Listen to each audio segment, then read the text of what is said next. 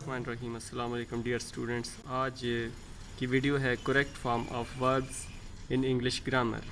इस वीडियो में मैं आपको बताऊंगा कि वर्ब की फॉर्म प्रॉपर तरीके से कहाँ यूज़ करनी है और कैसे यूज़ करनी है। इसके कुछ असूल हैं, कुछ रूल्स एंड रेगुलेशंस हैं, जिसकी बुनियाद पर आप उसको ईज़िली समझ सकते हैं। ये रूल्स क्या हैं और कैसे हैं, इसके बारे में हम आपको बताते हैं।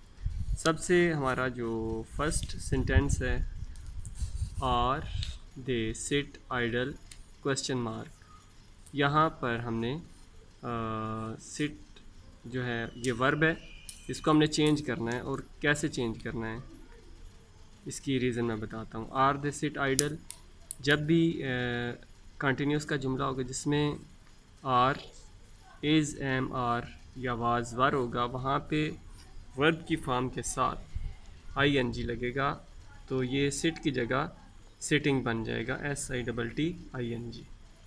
तो ये सेंटेंस बन जाएगा आर दे सिटिंग आइडल। ठीक है जी। हमारा जो उसके बाद दूसरा है, the baby cry for milk now. जब भी किसी सेंटेंस के लास्ट में नाउ आए, वो प्रेजेंट कंटिन्यूस का सेंटेंस बन जाएगा। तो ये बन जाएगा the baby is crying for milk now. तो ये होगा the baby is crying for milk now. Continuous का सेंटेंस उसमें इज़ एम आर होता है और वर्ब के साथ आई एन जी का इस्तेमाल होता है।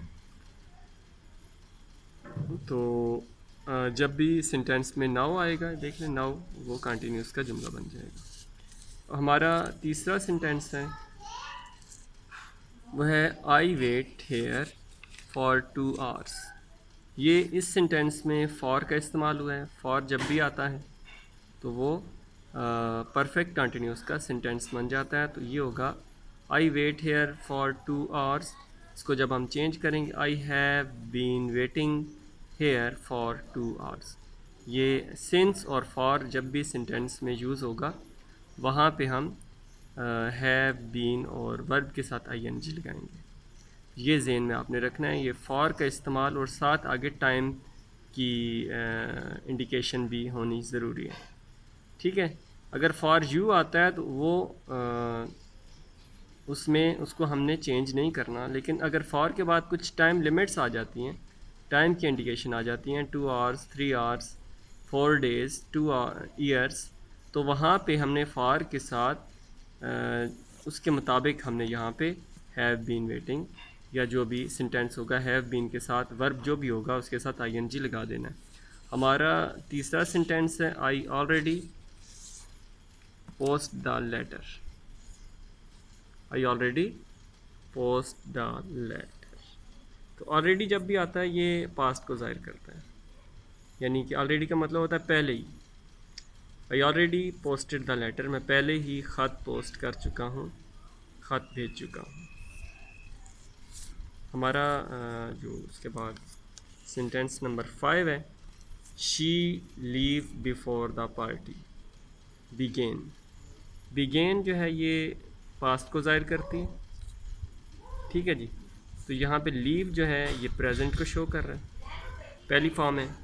बिगेन जो है ये सेकंड फॉर्म है। तो ये उसी के मुताबिक लीव जो है ये इसकी सेकंड फॉर्म में से बहुत से स्टूडेंट्स को पता होगी क्या होती है जी। अगर आप समझते हैं तो, अगर आपको पता है तो आप इजीली बता सकते हैं। लीव की सेकंड फॉर्म है लेफ़्ट। अच्छा, अब लेफ़्ट जो है इसके दो मैनी हैं। लेफ़्ट छोड़ भी देना, लेफ़्ट छोड़ देना, और लेफ़्ट का मतलब बायां, लेफ़्ट हैंड जिस तरह कहते हैं, left arm, left hand.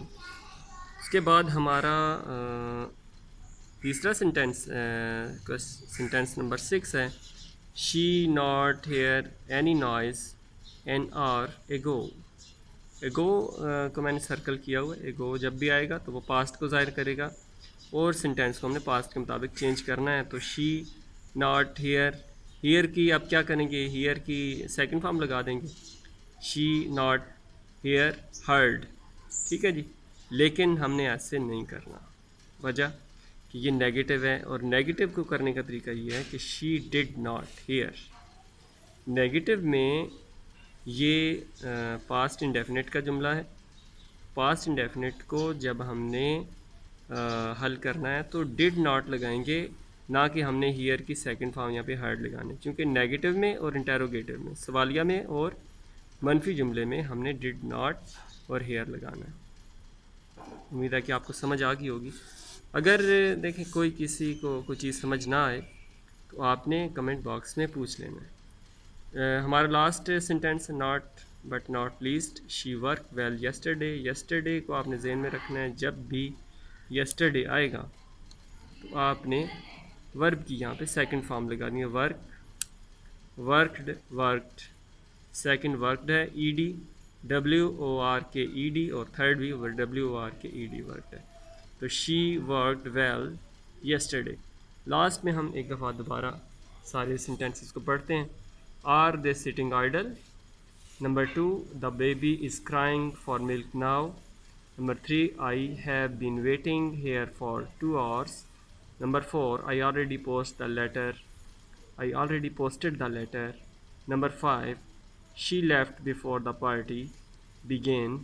Or number 6 है, she did not hear any noise an hour ago. और number 7 है, she worked well yesterday. So that's all. उम्मीद है कि आपको समझ आए। Thank you for watching.